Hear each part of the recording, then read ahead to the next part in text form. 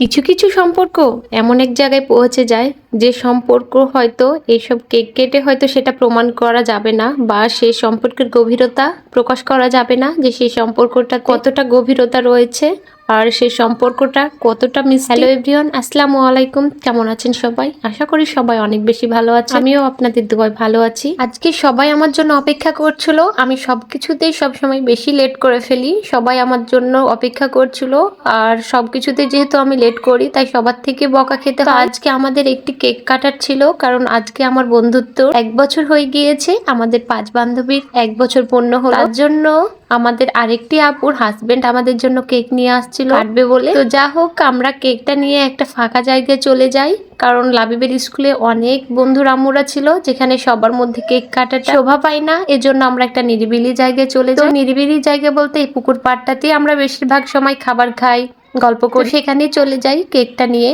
সেখানে আমরা কেকটা কাটার আগে আমরা একটু ছবি টবি তুলি, ভিডিও করি। সেখানে অনেক মজা করি, অনেক হাসাহাসি করি আর বলি এই তো সেই দিন যখন আমরা কেউ কাউকে চিনতাম না, অথচ এখন একজন আরেকজনকে ছাড়া থাকতে পারি না। আমরা সামনাসামনি আর কতক্ষণ থাকি, ফোনে বেশি অ্যাক্টিভ থাকি আমরা 5 জন। কেউ না কেউ ফোনে কথা বলছে, মেসেজ দিচ্ছে, এরকম হতেই থাকে। তো আমরা সবাই মিলে কেকটা কাটি।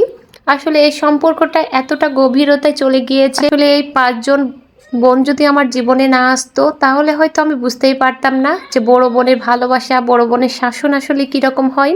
যখনই যাই ভুল করি না কেন, যাই অন্যায় করি না কেন, শাসন দিয়ে বকে ভালোবেসে তারা ঠিক আমাকে সঠিক পথটা দেখিয়ে দেয়। প্রত্যেকটা না পাওয়ায়, প্রত্যেকটা মন খারাপে, প্রত্যেকটা হাসি আনন্দে তাদের আমি পাশে পাই। আল্লাহর কাছে অশেষ রহমত যে তারা আমার জীবনে এসেছে।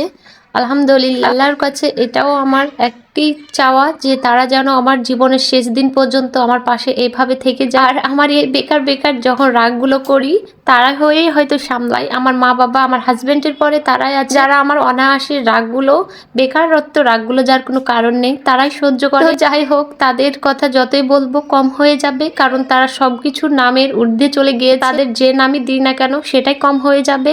তো এখানে কেক কেটে সবার জন্য ভাগ করা হচ্ছিল, কারণ এখানে বাচ্চারাও খাবে। আর এখানে কেক মাখামাখিও চলছিল, কিন্তু আমি সেগুলো ভিডিও করি না, কারণ সেগুলো ক্যামেরার সামনে আমি নিয়ে আসতে চাইনি।